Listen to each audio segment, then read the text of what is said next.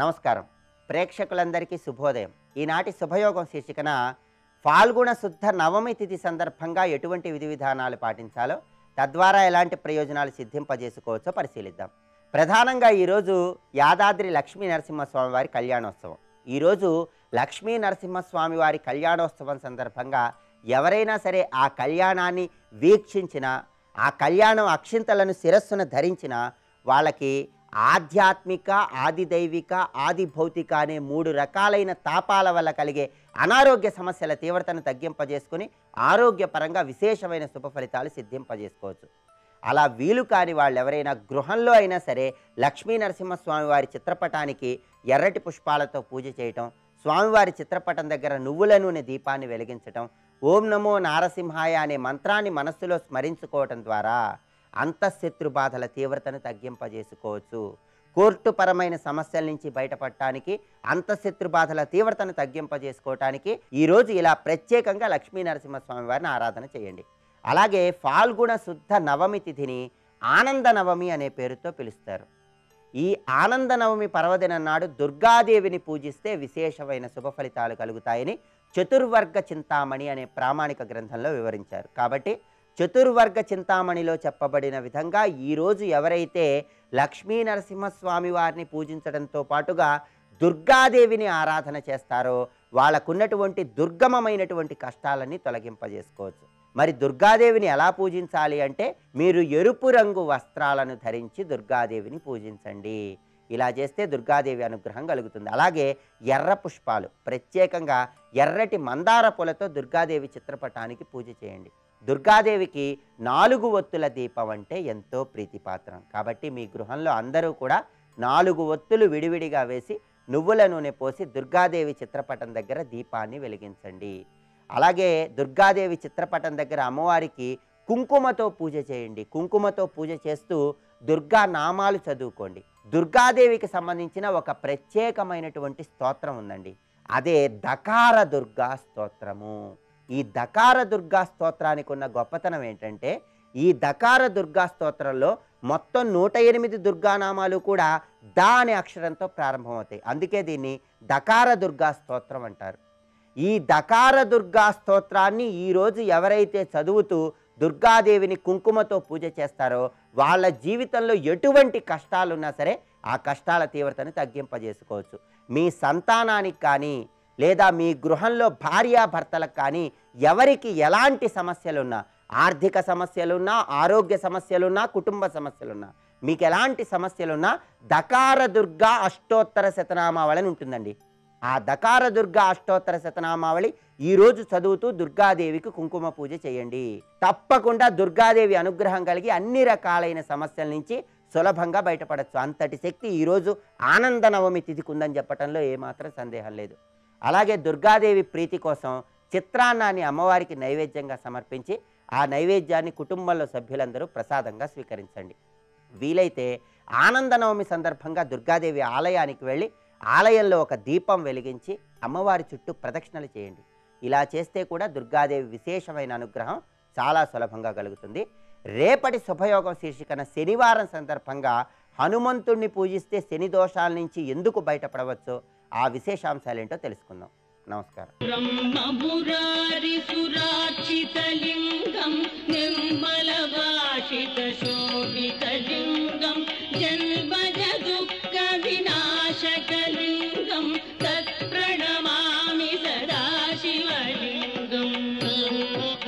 కదలడు కదిలిస్తాడు, ప్రతి కదలికలో తానే కనబడతాడు. అదే నటరాజు యొక్క వైభవం. మొత్తం అక్కడుందండి సూత్రం.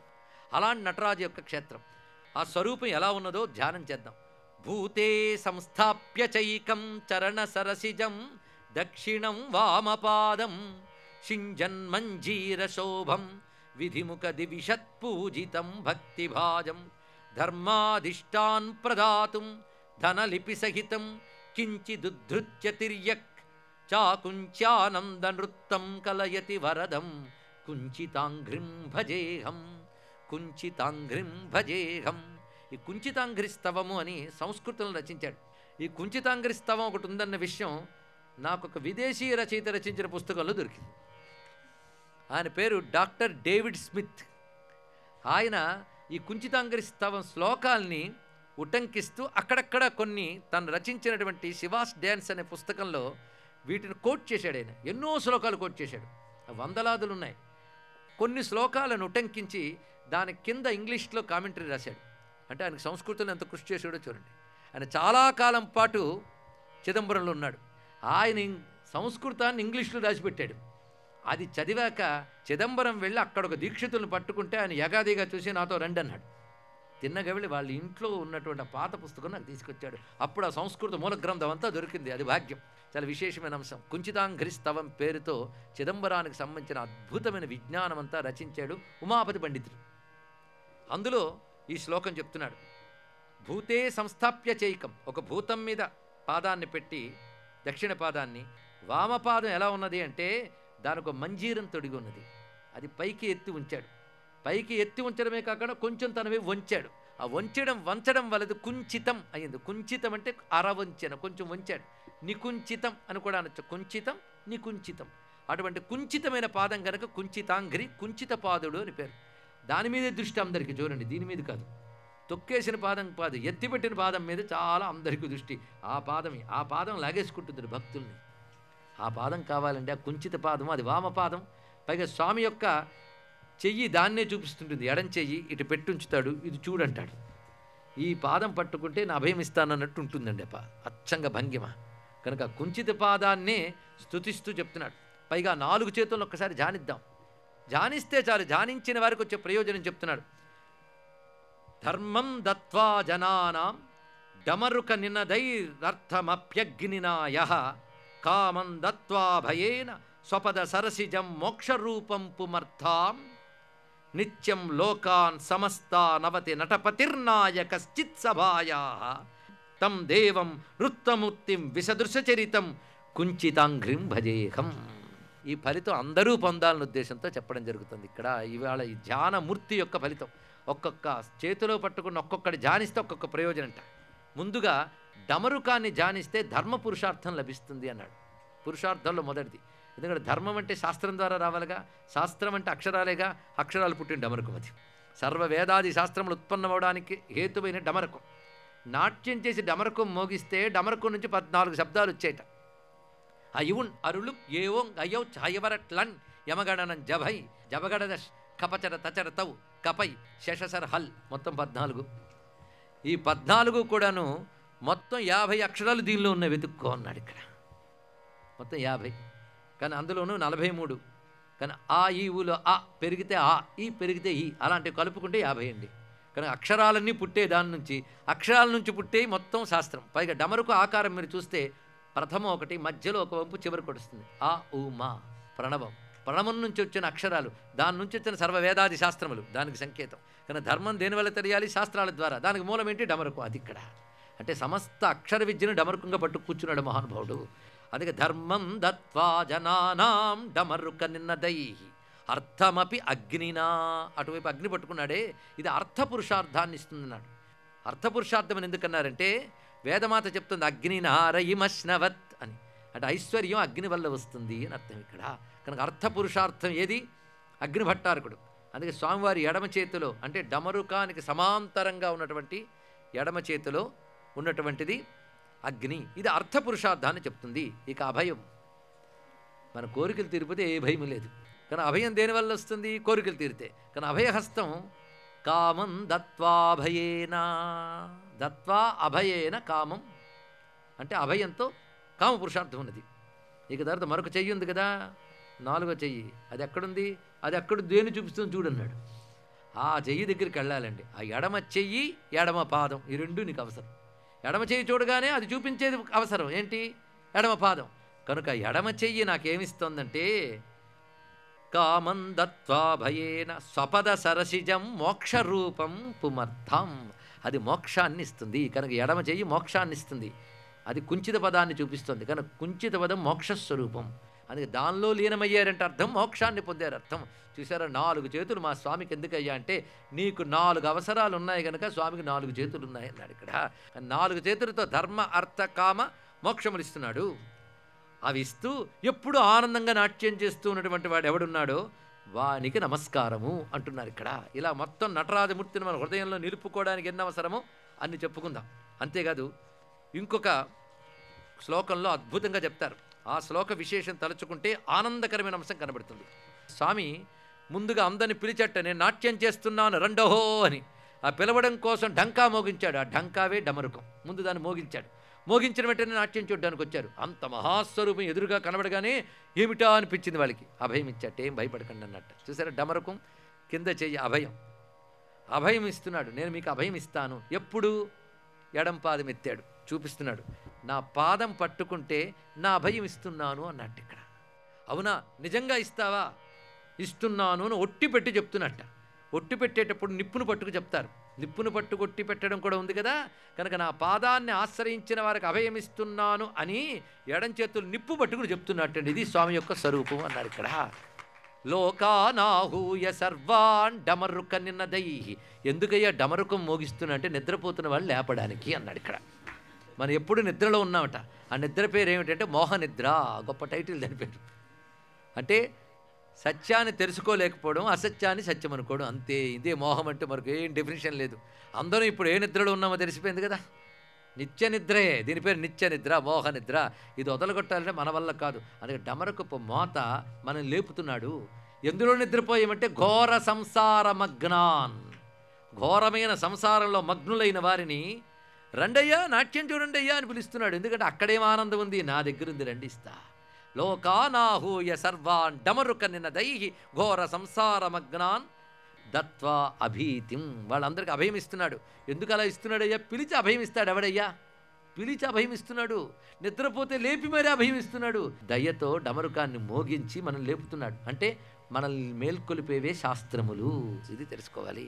ప్రతి శాస్త్రవాక్యం, ప్రతి గురువాక్యం శివుడి చేతి డమరుకనాదమే. ఇది గ్రహించవలసింది ఇక్కడ. అది నిద్రలేపుతుంది. అజ్ఞానంలో నిద్రపోతున్న నిన్ను మేల్కొల్పుతుంది ఇక్కడ. అందుకే లోకానాహూయ సర్వాన్ డమరుక నినదైర్ ఘోర సంసారమగ్నాన్ దత్వాభీతిం. అరే లేపి మరి అభయమిస్తున్నాడు. ఏమిటయ్యా అంటే దయాళు, దయా స్వభావం కనుక ఆ పని చేస్తున్నాడు. ప్రణత భయహరం. నమస్కరించిన వారికి భయం పోగొడుతున్నాడు. నమస్కరించినప్పుడు ఎక్కడ నమస్కరిస్తారు? పాదానికి. అందుకు ముందు ప్రణత అక్కడ నమస్కరిస్తే ఎక్కడ నమస్కరించాలో మనకు తెలియదేమని పాదం ఎత్తి చూపిస్తున్నాడు. ఇక్కడ ఇక్కడ అదే కుంచితం వామపాదం ఉద్ధృత్య పైకి ఎత్తి ఇదం విముక్తేరయనం, ఇదే మోక్షానికి మార్గము అని కరాదర్శయన్ చేత్తో చూపిస్తున్నట్టు. ఇదిగో ఇదే మీకు మోక్షం ఇస్తుందని. ప్రత్యయార్థం నమ్మకం కలిగించడానికై బిభ్రధ్వన్నిం అగ్నిని పట్టుకుని సభాయాం కలయతి నటనం యశివో నస్సపాయాత్. అటువంటి శివుడు నన్ను రక్షించుగాక. ఈ స్తోత్రం చిదంబర ఆగమాల్లోని శ్లోకం. ఇది కుంచితాంగ్రి స్తవంలోది కాదు. ఇది ఒక విశేషం. అయితే కుంచితాంగ్రి స్తవకర్త ఈ ప్రసిద్ధమైన శ్లోకాన్ని కూడా తాను ప్రార్థన శ్లోకం కింద పేర్కొన్నాడు. చిదంబర ఆగమాల్లో ఇది లభిస్తుంది. ఇంత రమ్య శ్లోకాన్ని మరొక్కసారి విని ధన్యులమైపోదాం. లోకానాహూయ సర్వాన్ డమరుక నినదై ఘోర సంసారమగ్నాన్ దత్వాభీతిం దయాళు ప్రణత భయహరం కుంచితం వామపాదం ఉద్ధృత్యేదం విముక్తేరయనమితి కరాదర్శయన్ ప్రత్యయార్థం బిభ్రధ్వన్నిం సభాయా కలయతి నటనం యశివో నస్సపాయాత్, యశివో నస్సపాయాత్. ఇది స్వామి యొక్క రమ్యమైన నటరాజమూర్తి. అయితే పంచభూత తత్వాల గురించి మాట్లాడుతూ మనొక మాట అన్నాం. పంచకృత్యములు, పంచభూతములు, పంచ తన్మాత్రలు, పంచ జ్ఞానేంద్రియాలు, పంచ కర్మేంద్రియాలు, పంచ ప్రాణాలు. ఇవి కదా ప్రధానం. పరమేశ్వరుడు చేసే పనులు 5.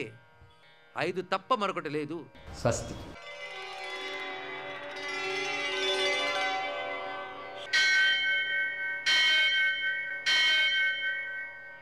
సహస్రశీరుషం దేవం విశ్వాక్షం విశ్వశంభువం విశ్వం నారాయణం దేవమక్షరం పరమం పదం విశ్వతః పరమాం నిత్యం విశ్వన్నారాయణగుం హరిం విశ్వమేవేదం పురుషస్తద్విశ్వముపజీవతి పతిం విశ్వస్యాత్మేశ్వరగుం శాశ్వతగుం శివమచ్యుతం నారాయణం మహాజ్ఞేయం విశ్వాత్మానం పరాయణం. సూర్యశౌర్యమథేందురింద్రపదవీ సన్మంగళం మంగళం. లక్ష్మీం క్షీరసముద్రరాజతనయాం శ్రీరంగధామేశ్వరీం దాసీభూతసమస్తదేవవనితాం లోకైకదీపాంకురాం శ్రీమన్మందకటాక్షలబ్ధవిభవ బ్రహ్మేంద్రగంగాధరాం త్వాం త్రైలోక్యకుటుంబినీం సరసిజాం వందే ముకుందప్రియాం.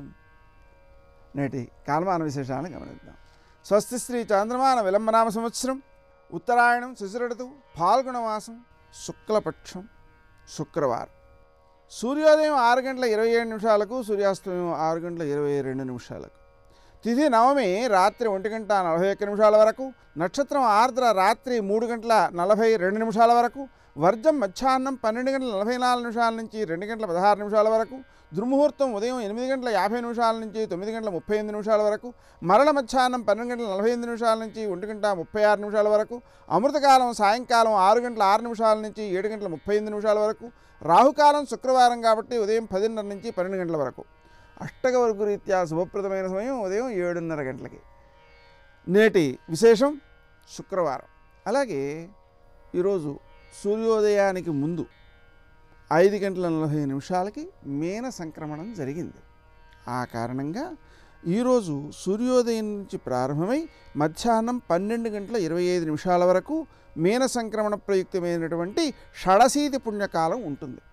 ఈ షడశీతి పుణ్యకాలాన్ని మనం సద్వినియోగం చేసుకోవడం కోసం పితృదేవతారాధన, దానాలు, అలాగే పెరుగు దానం చేయడం ద్వారా పిల్లల యొక్క అభివృద్ధి మొదలైనటువంటి ఎన్నో సత్ఫలితాలను పొందవచ్చు.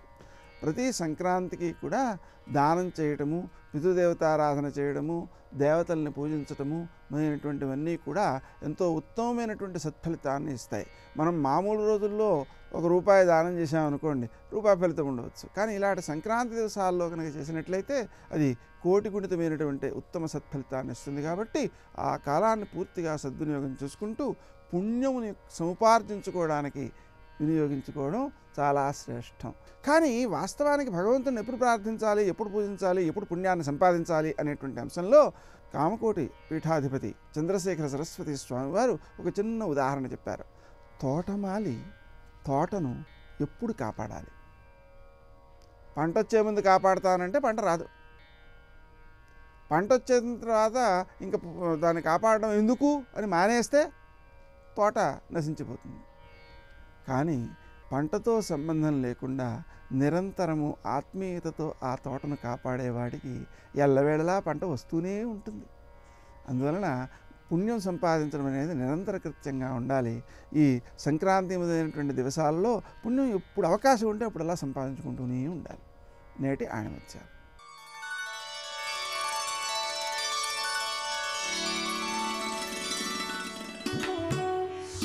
నీవు తల వంచితే తప్ప నీ మీద ఇతరులు స్వారీ చేయలేరు.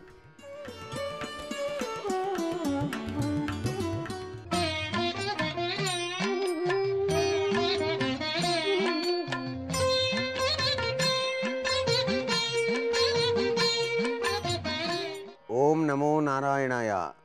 ఓం నమః శివాయ. శ్రీమాత్రే నమః. ఈరోజు శుక్రవారం, అంతేకాకుండా శుక్లపక్ష నవమి తిథి కావడం చేత గ్రహచార రీత్యా ఈ యొక్క నవమి తిథికి రవి, గురు, కేతువుల యొక్క ప్రభావం ఈ యొక్క నక్షత్రానికి పనిచేస్తూ ఉన్నది. దీని రీత్యా రవిగ్రహానికి సంబంధించినంత వరకు కూడాను ఉదయాన్నే రాగి చెంబులో నీళ్లు తీసుకొని సూర్యునికి ఎదురుగా నిలబడి ఓం ఘృణి సూర్య ఆదిత్యోం అని చెప్పేసి అర్ఘ్యప్రదానం చేయవలే. ఈ విధంగా చేసినట్లయితే రవి యొక్క ప్రభావరీత్యా వ్యక్తుల జీవితాలలో ఆరోగ్యప్రదమైనటువంటి జీవన విధానాన్ని కొనసాగించటానికి ఆస్కారం ఉంటుంది. అలాగే గురువు యొక్క ప్రభావం కూడా పనిచేస్తుంది. ఈరోజు గ్రహచార రీత్యా గురువు ఉత్తమోత్తమైనటువంటి స్థితిగతులు మన పట్ల ప్రసరింప చేసుకోవటానికి గురుగ్రహానికి సంబంధించినటువంటి దేవతా స్వరూపాలైనటువంటి దత్తాత్రేయుల వారు దక్షిణామూర్తి స్వామి వారిని మనసులో ధ్యానం చేయటం సర్వత్రా కూడాను శుభదాయకవంతమైన ప్రభావాన్ని కలిగిస్తుంది. అలాగే కేతు గ్రహం యొక్క ప్రభావం కూడా ఈరోజు ఈ తిథి యొక్క ప్రభావరీత్యా పనిచేస్తుంది. కాబట్టి కేతువు మోక్షకారకుడు కాబట్టి ఆ కేతుగ్రస్తత్వం నుంచి చక్కగా ఉపయుక్తమైనటువంటి జీవన విధానాన్ని మనం సాధించుకోవటానికి విఘ్నేశ్వరుని ధ్యానం చేయాలి. విఘ్నేశ్వరుడికి ఇష్టమైనటువంటి గరిక ఉపయోగించి అష్టోత్తర పూజ నిర్వహించడమే కాకుండా స్వామివారికి అరటిపండు కానీ బెల్లం ముక్క కానీ లేక ఉండ్రాళ్ళు కానీ తయారు చేసి నైవేద్యంగా సమర్పించినట్లయితే ఈ యొక్క తిథి యొక్క ప్రభావరీత్యా సంక్రమించేటువంటి ప్రభావాలు అదృష్టకరమైన ప్రభావాన్ని మానవాళికి అందించడానికి ఆస్కారం ఉంటుంది అంటోంది శాస్త్రం. సంప్రదాయ రీత్యా కూడాను పూర్వకాలంలో ప్రతినిత్యం కూడాను ఈరోజు తిథి ఏమిటి, ఈ తిథి రీత్యా ఈ యొక్క గ్రహాల యొక్క ప్రభావం ఎలా ఉంది అని చెప్పేసి ఆలోచించేటువంటి విధి విధానం మనకు సాంప్రదాయంలో కనిపిస్తుంది. అందుచేతనే ఈ సాంప్రదాయబద్ధమైనటువంటి తిథుల యొక్క ప్రభావరీత్యా సంక్రమించేటువంటి రవి గురు కేతువుల యొక్క ప్రభావాన్ని అంచనా వేసుకుంటూ ఈ సుదినాన్ని లక్ష్మీదేవి అనుగ్రహం కోసం మనం మారేడు దళం పైన గంధం రాసి నీటిలో వేసి ఆ నీటితో గనక లక్ష్మీదేవిని గనక అర్చన చేస్తూ అభిషేకం చేసినట్లయితే భోగభాగ్యాలతో తొలతూగటానికి ఆస్కారం ఉంటుంది సుమా. సర్వే జనా సుఖినో భవంతు. రాముడు రాఘవుడు రవి పులుడితడు భూమి జగపతి అయిన పురుష నిధానము రాముడు రాఘవుడు రవి పులుడితడు.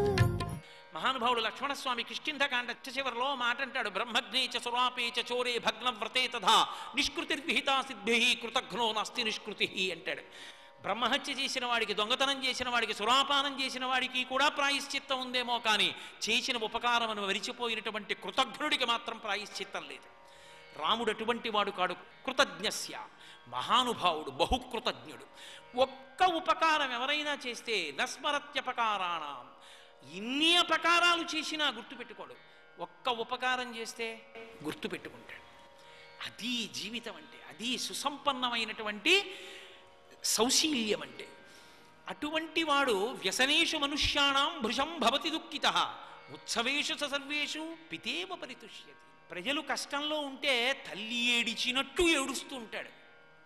అదే ఆ రాజ్యంలో ఉండేటటువంటి ప్రజలు సంతోషపడితే తండ్రిలా సంతోషిస్తాడు. కొడుకు యొక్క సంతోషాన్ని చూసి సంతోషించగలిగిన వాడు తండ్రి. తను సంతోషించి కొడుకు సంతోషించాలనడం అది తండ్రితనం అంటే. నీ కొడుక్క లక్షణాలు ఉన్నాయా? తల్లిలా ఎడవగలడు మా గురించి, తండ్రిలా సంతోషపడగలడు. అటువంటి వాడు యువరాజు అయితే మాకు సంతోషం కదూ. ఇంకా ఎప్పుడో చేస్తానంటానేమిటి? నాగరాజస్య మూర్ధని, ఆ ఏనుగు కుంభస్థలం మీద కూర్చుని తెల్లగొడుగు కింద ఊరిరుగుతుంటే చూడాలనుంది, తొందరగా చెయ్యి అన్నాడు. పొంగిపోయాడు. ఇంత సంతోషపడిపోయాడు. తన కొడుక్కి పట్టాభిషేకం అవుతుందన్నాడు. కొడుకుని పిలిచాడు. శ్రీ రామచంద్రమూర్తి వచ్చారు. తీరా రామచంద్రమూర్తి ఆ బాలరాముడు నడిచొస్తుంటే చూశాడు. చూస్తే మహర్షి అన్నారు, తండ్రి హృదయం ఎలా ఉంటుందో చూపించాడు. ఎంత ఆనందం! ఆ కొడుకుని చూసుకుంటే తన ప్రతిరూపాన్ని చూసుకున్నట్టు మురిసిపోతాడు తండ్రి. దశరథ మహారాజు గారికి 60,000 సంవత్సరాల వయస్సు వచ్చి వృద్ధుడైపోయి ఒళ్ళు ముడతలు పడి ఆసనం మీద కూర్చుని సుమంత్రుణ్ణి పంపించాడు రాముణ్ణి పిల్లని. రథంలో వచ్చాడు. వస్తూనే తండ్రి గారిని అంత దూరంలో చూసి 2 చేతులు కైమోడ్చి గబగబా వచ్చి ప్రవర చెప్పి రాఘవవర్మణహంభో అభివాదయే, రామచంద్రమూర్తిని నమస్కరిస్తున్నాను అని నమస్కరించి నించున్నాడు. నాన్నగారు ఏమీ ఆజ్ఞ అని చెప్పలేదు దశరథుడు. అలా చూస్తున్నాడు కొడుకు వంక. ఏమిటి నాన్నగారు అంత సంతోషంగా అలా చూసుకుంటున్నారు అని చూస్తున్నాడు రాముడు. దశరథుడికి మనసులో అనిపించిందిట, అలంకృత్వమివాత్మానం, అది ఆదర్శ తల సంస్థిత. అద్దం ముందు నిలబడి తను విభూతి రేఖలు పెట్టుకుని, తను బొట్టు పెట్టుకుని, తను లాల్చీ వేసుకుని, పంచె కట్టుకుని, నిలువుటద్దం ముందు నించుని ఒకసారి నేను విభూతి సరిగ్గా పెట్టుకున్నానా, బొట్టు బాగా పెట్టుకున్నానా అని తనని చూసుకుని తాను బాగా కట్టుకున్నాను అని ఎలా మురిసిపోతాడో అలా అచ్చు చిన్నతనంలో తను ఎలా ఉంటాడో అటువంటి ప్రతిబింబం ఒకటి అద్దం ముందు నించుంటే కనపడినట్టు మళ్ళీ చిన్న దశరథుడు వచ్చి నించున్నాడా అన్నట్టు అనిపించింది తండ్రికి. ఎంత మురిసిపోయాడో ఆ రాముణ్ణి చూసుకుని. అది తండ్రి హృదయం అంటే. ఆ కొడుకు వృద్ధి కోసం. అందుకే శాస్త్రంలో ఒక మాట అంటారు, పుత్రాది చేత్ పరాజయం. కొడుకు చేతిలో ఓడిపోవడమే మహావిద్వాంసుడికి గొప్ప సత్కారం. కొడుకు చేతిలో ఓడిపోవాలనుకుంటాడు. ఆ కొడుకు అంత వృద్ధిలోకి రావాలని కోరుకుంటాడు. తండ్రి హృదయం అంటే అలా ఉంటుంది. సంతోషంగా కైకేయి మందిరానికి వెళ్ళాడు. ఎంతో ఆనందంగా చెప్దామనుకున్నాడు. కోపగృహంలో ప్రవేశించుద్ది. వెళ్ళాడు. ఏమిటి ఇలా పడుకున్నావు? మహారాజుని నీకేం కావాలి చెప్పు, ఏదైనా ఇస్తానన్నాడు. 2 వరాలు హఠం చేసింది. ఆశ్చర్యపోయాడు, ఏమిటి ఇంత హఠం చేస్తోందని. ఇస్తాను, ఏం కావాలన్నాడు. నవపంచ వర్షాణి దండకారణ్యమాశ్రిత చీరాజన జటాధారీ రామో భవతు తాపసః అభిషేక సమారంభో రాఘవస్యోపకల్ప్యతాం అనేనైవాభిషేకేనా భరతోమభిషిచ్యతాం. అయోధ్యకాండ. దశరథ, యుద్ధంలో ఒకానొకప్పుడు నువ్వు నాకు ఇచ్చినటువంటి 2 వరాలున్నాయి. ఏ ముహూర్తానికి రామచంద్రమూర్తికి పట్టాభిషేకం చేస్తానని సంకల్పం చేశావో అదే ముహూర్తానికి భరతుడికి యవరాజ్య పట్టాభిషేకం చెయ్యాలి. రామచంద్రమూర్తి కాలికి చెప్పులు కూడా వేసుకోకుండా కురుల మీద జిల్లేడు పాలు పోసుకుని సిగ కట్టుకుని దండకారణ్యం పట్టుకుని 14 సంవత్సరముల పాటు అరణ్యవాసం చెయ్యాలి. ఇవి నా 2 వరాలు, ఇస్తావా ఇవ్వాలి. వెంటనే కిందపడి మూర్ఛపోయాడంతే మహానుభావుడు. ఇంత గొప్పవాడు, ఇంతటి ధీరోదాత్తుడు కుర్చీలో కూర్చోలేదు, కింద పడిపోయాడంతే మూర్ఛపడి. ఆ రాముణ్ణి వదిలి ఉండలేకపోయాడు. మీరు అయోధ్యకాండ చదివితే కన్నుల నీరు సుళ్ళు తిరుగుతాయి. ఆ కొడుకు మీద వ్యామోహంతో, ఆ కొడుకు మీద ప్రేమతో ఎంతకి దిగజారిపోయాడంటే ఆఖరికి 2 చేతులు జోడించి నమస్కరించి తన భార్య కైకమ్మతో అన్నాడు, అంజలిం కూర్మి కైకేయి పాదౌతే స్పృశామితే అన్నాడు. పెద్దవాణ్ణి అయిపోయాను, వృద్ధుణ్ణి అయిపోయాను, ఉన్నంతకాలం ఉండను కైక, కొడుక్కి పట్టాభిషేకం చేసుకుని తిరుగుతుండగా చూడని చచ్చిపోతాను. వద్దు, నేను ఆఖరికి చెయ్యకూడని పని చేస్తున్నాను. 2 చేతులెత్తి నమస్కరించి నీ పాదములు ముట్టుకుని నీ కాళ్ళ మీద నా తల పెడుతున్నాను, నన్ను అనుగ్రహించమని కింద పడి తన తల కైకేయి పాదముల మీద పెట్టాడు కొడుకు కోసం. తండ్రి అంటే అలా ఉంటుంది.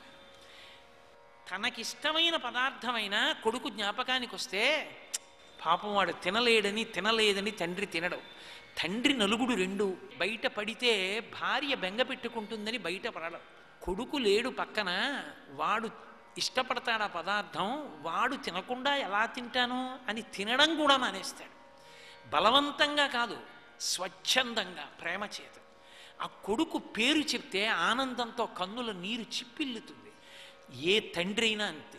లోకంలో ఏ తండ్రి అయినా తన కడుపున పుట్టినటువంటి బిడ్డల యొక్క అభ్యున్నతి కొరకు అంత తాపత్రయపడతాడు. తండ్రి అంటే తండ్రే. ఆ తండ్రికి గొప్ప సంతోషం ఆ కొడుకు మాట వినడం, ఆ కొడుకు తండ్రిని అర్థం చేసుకోవడం, అదొక్కటే. ఇంత ప్రాధేయపడ్డాడు. ఆఖరికి తెల్లవారిపోయింది. రానే వచ్చారు దూతలు. వచ్చి రామచంద్రమూర్తి వచ్చారు అన్నారు. కబురు చేసింది రాముణ్ణి పిలిపించమని. ఆశ్చర్యపోయాడు రాముడు. అమ్మా, ఎందుకమ్మా నాన్నగారు అలా ఉన్నారు, నేను ఎప్పుడూ చూడలేదు అలా నాన్నగారిని అన్నాడు. కైకమ్మంది, నేను రాత్రి 2 వరాలు అడిగాను. నువ్వు 14 ఏళ్ళు అరణ్యవాసానికి వెళ్ళాలి.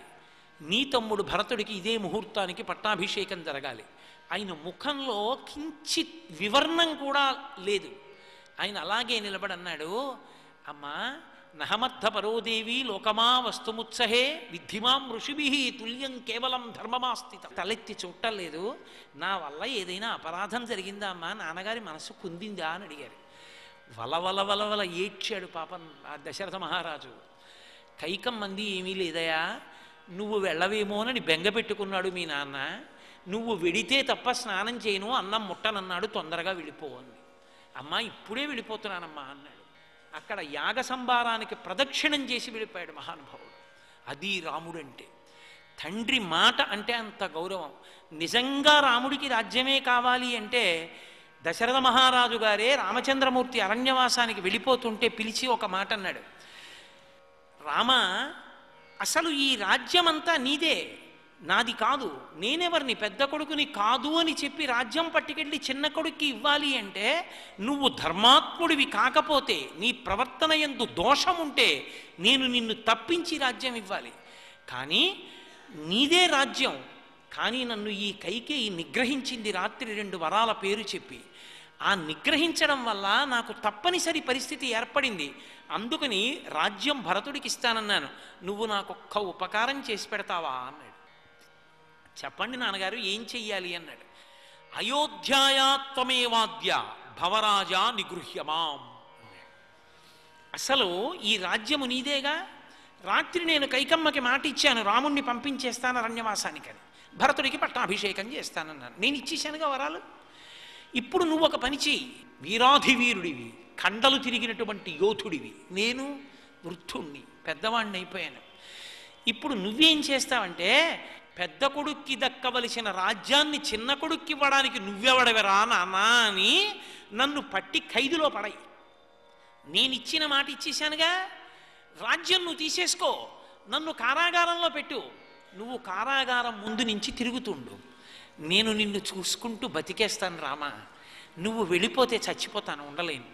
అందుకని నన్ను కారాగారంలో పెట్టేయి అన్నాడు. రాముడు కేవలం పితృవాక్య పరిపాలకుడైతే ఇది కూడా చేయొచ్చు. మా నాన్నగారు అడిగారండి, చేశానండి అనొచ్చు. కానీ అహం రాఘవ కైకయ్యా వరదానేన మోహిత స్పష్టంగా చెప్పాడు. నేను కైకేయి అడిగినటువంటి వరముల చేత మోహితుణ్ణయ్యాను, బంధించింది నన్ను. కాబట్టి నువ్వు నన్ను బంధనంలో పడేసి నువ్వు రాజ్యాన్ని నిలుకో అన్నాడు. సర్వం శ్రీ ఉమామహేశ్వర పరబ్రహ్మార్పణమస్తు. స్వస్తి.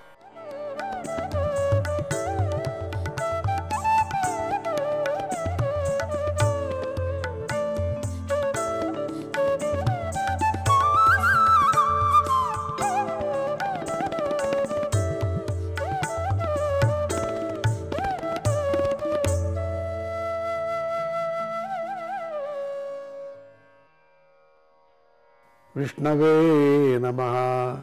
శ్రీకృష్ణుడు, ఆ శ్రీ జగన్నాథుడు, లీలామానుష విగ్రహమైనటువంటి ఆ పరమాత్ముడు జనుల యొక్క మనస్సులోని మాలిన్యాలు, లోపల ఉండేటువంటి సమస్తమైనటువంటి పాపాలతో కలిగినటువంటి మాలిన్యాలను, మురికే పాపం అంటారు, నిజంగా పోగొడుతున్నాడు కదా. ఆ శిశువు రూపాన్ని దాల్చి వాళ్ళందరికీ కూడా పరమాత్మ తత్వాన్ని, పాపాన్ని పోగొట్టుకోవటానికి తన మాయలంతా చూపించుకొని వచ్చాడు కదా. అటువంటి మాయల్లో ముఖ్యులైనటువంటి వాడు నందుడు, యశోదమ్మ. వీళ్ళిద్దరూ ఏం పుణ్యం చేశారు, ఏం భాగ్యం చేశారు, పోయిన జన్మలో ఏం చేసి, వాళ్ళు ఎవరు, ఎందుకు అంత దగ్గర ఉన్నారు? పుత్రుడనే భావన కలిగించే రీతిగా తాను అక్కడ మాయను పొందాడు. వాటిని ఈనాటికి కూడా కవులు కీర్తిస్తూనే ఉన్నారు కదా. ఈ సందర్భంలోనూ కూడా ఆ బాలలీలని యుగాంతరాలుగా వర్ణన చేస్తున్నారు, కీర్తిస్తున్నారు, పాటలుగా పాడుకుంటున్నారు, కవిత్వం రాస్తున్నారు, ఎన్నో కొన్ని లక్షలు వ్యాఖ్యానాలు రాశారు. ఇప్పటికీ కూడా వాళ్లకు తోచినట్టుగా ఆ లీలల్ని వాళ్ళకి ఏమేమి కనపడుతుందో పరమాత్ముడు కనపడతాడు వాళ్ళకి. కొన్ని సందర్భాల్లో కవులకి, కొంతమంది కవులకి కనపడతారు. ఉపాసన చేసేటువంటి కవులు ఉన్నారు. నిష్టగా పరమాత్ముడిని స్మరణ చేస్తూ పరమాత్మలోనే మనస్సును నిలుపుతూ తామును మర్చిపోయేటువంటి కవులు. అటువంటి కవులు ఎవరంటే వ్యాసుడు అని చెప్పచ్చు, అది కాదు, అది కింద ఉండేటువంటి వాళ్ళు కూడా చాలామంది వ్యాఖ్యానాన్ని చేసుకొని వచ్చారు. పెద్ద పెద్ద పీఠాధిపతులు వ్యాఖ్యానాన్ని చేసుకొని వచ్చారు, ఆచార్యులు వ్యాఖ్యానాన్ని చేసుకొని వచ్చారు, శంకర భగవత్పాదులే వ్యాఖ్యానాన్ని ఎంతో రాసుకొని వచ్చారు. విశిష్టాద్వైతులు కూడా ఈ స్వామి యొక్క విచారాన్ని, అద్వైతులు, ద్వైతులు, విశిష్టాద్వైతులు వీళ్ళందరూ కూడా పరమాత్ముడి యొక్క లీలను రాసుకొని వచ్చారు. తర్వాత కొంతమంది వచ్చినటువంటి భక్తులందరూ కూడా తమ యొక్క కవిత్వంలో, తమ యొక్క వ్యాఖ్యానంలో ఎంత రాణించారు, స్వామిని ఎంత హీరో చేశారు. ఉండదు, అక్కడ ఉండేది అది. పుట్టినప్పుడే, పుడుతూ ఉండంగానే పరమాత్ముడు కదా, అందుకని చేయకపోయినా అయిపోతాడు. వీళ్ళేదో చేశారు, వీళ్ళేదో రాసి ఆయన్ని పొగిడారు, అట్లా లేదు. అక్కడ నీ పొగడకపోయినా స్వామి అట్లా ఉన్నారు అక్కడ. శతసిద్ధమైన పరమాత్ముడు యొక్క లీలలు అద్భుతమైనటువంటిది. ఇప్పటికీ కూడా కలియుగంలో ఇప్పటికీ పరమాత్ముని లీలల్ని ఇంకా వ్యాఖ్యానాలు చేసేటువంటి మహాత్ములు ఉన్నారు. వాళ్ళకి అది కనపడుతూ ఉంటుంది. అది స్వామి యొక్క లీలని ఇప్పుడు నేను చెప్తూ ఉంటే నాకు కనపడుతుంది. ఆ పరమాత్ముడు ఆ బురద పూసుకున్నాడంటే పరమాత్ముడు బురద పూసుకున్నట్టే నాకు కనపడుతుంది. మళ్ళించలేకపోతున్నాను, మళ్ళీ నేను మీతో మాట్లాడలేకపోతున్నాను. మళ్ళీ ఇక్కడ ఈ ప్రపంచానికి మళ్ళీ నేను వస్తూ మళ్ళీ వెళుతూ మళ్ళీ వస్తూ మళ్ళీ క్షణంలో పరమాత్ముడిలో చేరుతూ మళ్ళీ నేను అనేటువంటి కర్మభూమిలోనే మళ్ళీ నేను పుడుతూ మళ్ళీ నేను వాళ్ళలో చేరుతూ ఇట్లా జరుగుతూనే ఉన్నది. ప్రతి సెంటెన్స్కి, ప్రతి పదానికి, ప్రతి అక్షరానికి ఇట్లా అవుతున్నది నాకు. ఇప్పటికీ కూడా మహాత్ములు, కవులు, పండితులు ఇప్పటికీ స్వామి చర్చ చేస్తూనే ఉన్నారు, వ్యాఖ్యానాలు రాస్తూనే ఉన్నారు, కవిత్వాలు రాస్తున్నారు, పాటలు రాస్తున్నారు. జయలక్ష్మీమాత ఎన్ని పాటలు రాసిందో, అది ఎంత కనపడిందో కృష్ణుడు. స్వామీజీని చిన్నప్పుడు వెతుకుంటూ కృష్ణుడిని లీలలు రాసుకొని వచ్చింది, పాడుకుంటూ వచ్చింది. కొన్ని విన్నటువంటి జ్ఞాపకంతో కొన్ని మాత్రమే నాకు దొరికాయి, అవి మాత్రమే మేము మీకు అందించాము. కొన్ని మాత్రమే దొరికాయి మనకు. ఆ అమ్మ ఎంతగా చూసిందో, తన పుత్రుడు అనుకుంటూ పరమాత్ముడిని అనుకుంటూ ఏం చేసిందో ఆవిడ, ఎంత ఆనందపడిందో ఆ యోగిని మాత. ఇప్పటికీ ఆవిడ నా గురువు. ఇప్పటికీ నేను అమ్మకు నమస్కారం చేస్తున్నాను. అమ్మ కృష్ణుడి లీలల్ని చూసినటువంటి జగన్మాత తన మనసులోనే చూసుకుంది, ఆనందపడింది. అటువంటి మహాత్ములైనటువంటి కవులు, ఆచార్యులు ఎంతమంది ఉన్నారో, ఎన్ని లక్షల మంది ఉన్నారో వాళ్ళందరికీ మళ్ళీ మళ్ళీ నమస్కారం మనమంతా చేస్తున్నాం. ఎంత భాగ్యవంతులో, ఎంత పుణ్యాత్ములో. నందుడు యశోదమ్మలాగా వాళ్ళు ఈ ప్రపంచంలో ఉండినటువంటి మనుషులు ఆ భావనతో స్వామిని అట్లా చూసుకొని వచ్చారు. ఇప్పటికీ కూడా స్వామి యొక్క స్తుతిని, స్వామి యొక్క లీలలను చెప్పుకుంటూనే ఉన్నారు. కానీ తల్లిదండ్రులైనటువంటి దేవకి, వసుదేవులు వాటిని అనుభవించలేనే లేదే కదా పాపము. వాళ్ళెందుకు అనుభవించలేదు? అసలు అక్కడ కదా పుట్టింది దేవకి వసుదేవులు. ఆ దేవకి వసుదేవులు అనుభవించుకోకుండా ఇక్కడెక్కడికో వచ్చేసి నందుడు యశోదమ్మ అనుభవిస్తున్నారు. ఏమి లీల ఇది, ఏమి మాయ ఇది?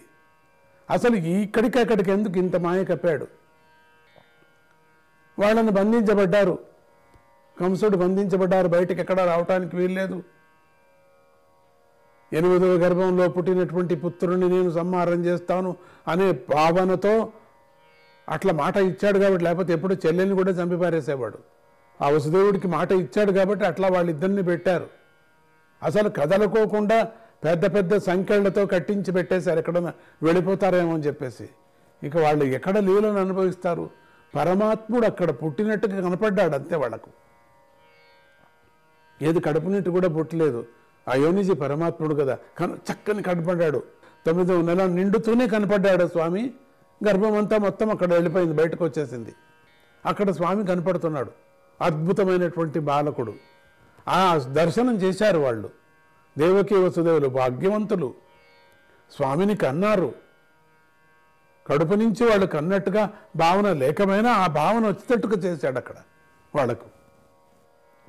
ఏదో కడుపులో మోసేటట్టుగా దేవకి తాను కన్నట్టుగా అన్ని లీలల్లో అన్నీ మొత్తం మూసేశాడు. మొత్తం మాయ. ఆ మాయను చేసి అక్కడ పెట్టాడు. దివ్యమైనటువంటి రూపాన్ని వాళ్ళకు కలిగించాడు. ఆ దాన్ని చూడటానికి కొన్ని లక్షల మంది దేవతలందరూ రూపంలో లోపలికి వచ్చారు. వాళ్ళు అట్లా రావచ్చు కదా, వాకిళ్ళు తీసుకొని రావాల్సిన పని లేదు. వాళ్ళు మాయావులు, ఎక్కడైనా రావచ్చు, దేవతలు ఎక్కడైనా కనపడవచ్చు. పరమాత్ముడిని చూడటానికి పరిగెత్తుకొని వచ్చారు. నారదాది మహర్షులందరూ కూడా పరిగెత్తుకొని వచ్చారు, అక్కడే చూశారు, స్వామిని అక్కడే పొగిడారు. దేవకీ వసుదేవుని కూడా పొగిడారు, ఎంత భాగ్యవంతులు మీరు కన్నారు, ఇటువంటి స్వామికి మీరు జన్మమిచ్చారు అని. తర్వాత కథ అంతా నడుపుకొని వస్తాడులేండి. శిశువులు తీసుకురావటం, ఎన్ని మాటలు మనం చెప్పుకున్న చాలదు. తీసుకురావటము, అక్కడ ఏమైనా దారి ఇవ్వటము, ఇవన్నీ కూడా పెద్ద వాన రావటము, ఆయన చినుకులు పడకపోవటము, ఇట్లా ఆదిశేషుడు సహాయం చేయటము, అనేక విధమైనటువంటి మాయలు, కాపలా కాచుకునే వాళ్ళంతా పడుకోవటము, అదంత కదే సంకెళ్ళు తెరుచుకోవటము, వాకెళ్ళు తెరుచుకోవటము, ఆ శరశాల యొక్క బంధనాలన్నీ ముక్తి చేసుకొని బయటికి రావటము, చీకటిలో వెలుతురు కనపడటము, ఇవన్నీ మొత్తం జరిగేశాయి. ఇవన్నీ చెప్పుకున్నాం కదా అప్పుడు. మళ్ళీ మళ్ళీ జ్ఞాపకం చేసుకుంటున్నాం. వీళ్ళు అక్కడ చూశారు అనటానికి దేవకి వసుదేవులు అక్కడ చూశారు, దాన్ని మనం జ్ఞాపకం చేసుకుంటున్నాం. కానీ ఇక్కడికి వచ్చిన తర్వాత వీళ్ళు చూశారు బాలలీలంతా కూడా. బాలకుల్ని కన్నవాళ్ళు చూడలేదు. ఏం అర్థం ఇది? వీళ్ళేం చేసుకున్నారు? స్వామి యొక్క లీలను చూడటానికి కాలేనటువంటిది వీళ్ళేమి పొందారు? ఎటువంటి వరాన్ని వీళ్ళు పొందారు? ఎటువంటి వరాన్ని వాళ్ళు పొందారు? వీళ్ళ జీవన రహస్యం ఏమిటి? వీళ్ళ యొక్క జీవన రహస్యం ఏమిటి? దీంట్లో ఉండినటువంటి మాయా తత్వం ఏమిటి? స్వామి, సుఖ మహర్షి, సుఖ బ్రహ్మ, ప్రభు, నాకు చాలా సందేహంగా ఉంది, నివృత్తి చేయండి. నా మనసులో ఉండేటువంటి ఈ సందేహం నివృత్తి చేయండి. సందేహం వస్తూనే ఉన్నది. మనసులో ఇంకొక సందేశం కూడా వస్తున్నది. ఏముండొచ్చు దీంట్లోనే? ఇట్లా ఉండొచ్చా అని. నన్ను ముక్తుని చేయండి, నాకు దాన్ని చెప్పండి అని అడుగుతున్నాడు. ఆనాడు అడుగుతున్నాడు పరీక్షిత మహారాజు. సుఖ మహర్షి చెప్పుకొని వస్తున్నాడు. ఏమని చెప్తున్నాడు? విష్ణవే నమః.